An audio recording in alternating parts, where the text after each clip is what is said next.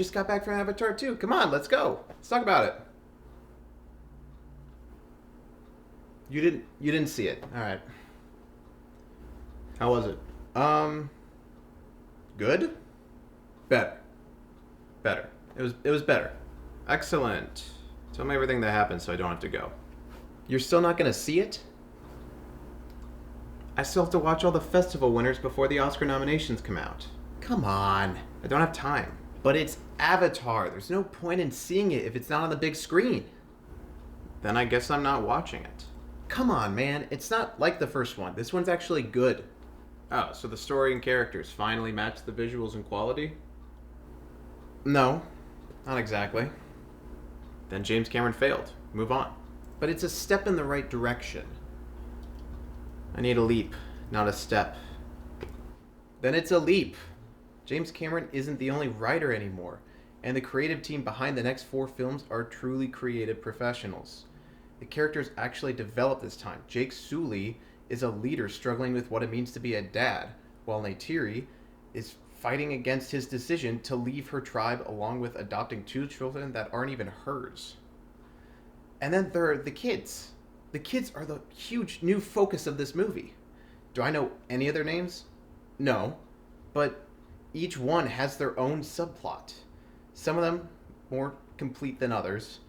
But the plot with Sigourney Weaver's teen daughter being the new chosen one that could speak to the planet is completely swept under the rug. But her story will hopefully be the focus of the next film, because honestly, she was my favorite character in the whole thing. The main focus of this film, though, are the sons, and they're trying to live up to the harsh expectations of Jake Sully, both as a Marine and a father. There's like layers to it now. It's kind of fun. Just getting into the weeds is where the flaws and the shortcomings take over, like with the individual characters and like their subplots. But if we, step back, the big picture really just explodes anything the first Avatar film could promise. Every new character has a purpose in the story that honestly overshadows the original cast. The kids are the future of this series, and it's really cool to see how that happens in this film. Well, I admit I wasn't expecting Jake Sully to be a real character. How's the story? Poorly paced and all over the place.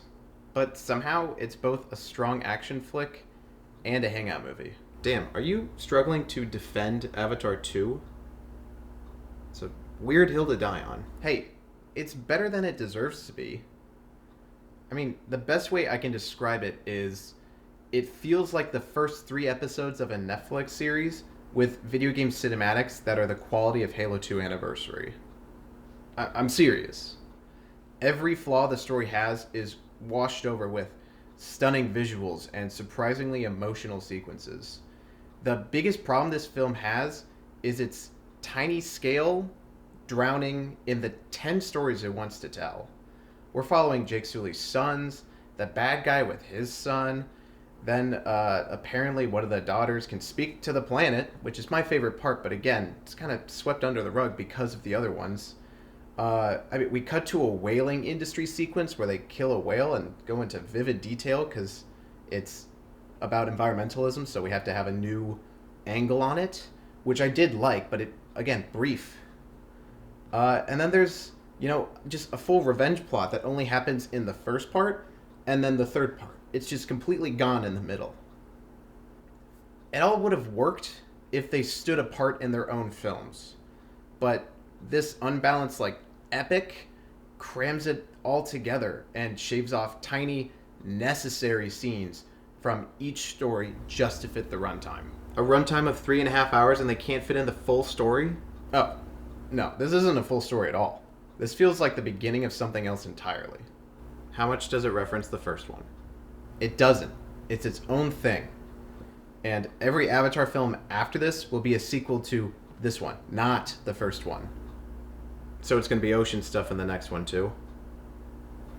It must be. And I'm still stuck on if the visuals are too good to be in a movie. Like, in the first Avatar, the jungle is huge and never before seen, that it was mind-blowing. But this film just has water. And the water is so realistic that it just looks like water. Everyone's seen the oceans on Earth.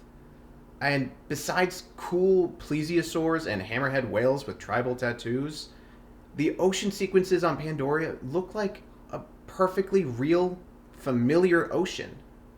There's nothing groundbreaking visually about the locations because the simulated water is perfect. I never felt like they filmed on a set. I just felt like they filmed out in the Atlantic. Besides the massive leaps in CGI technology, where's the spectacle in that? They reached perfection, and that's what makes it so boring.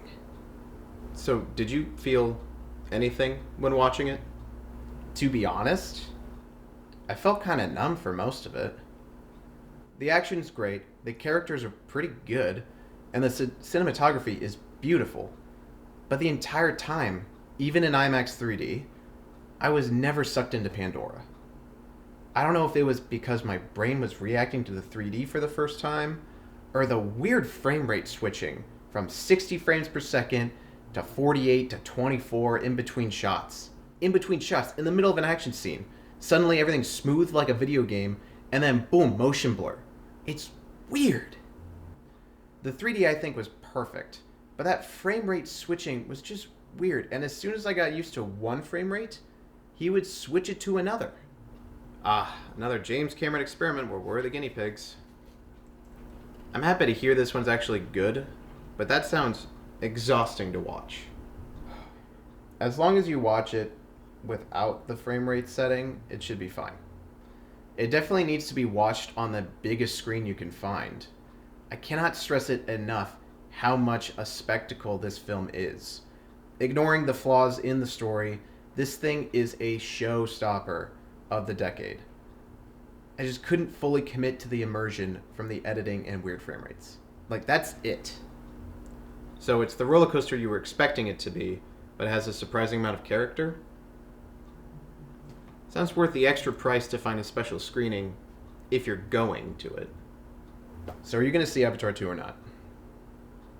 I think I'll see Babylon instead. Fine.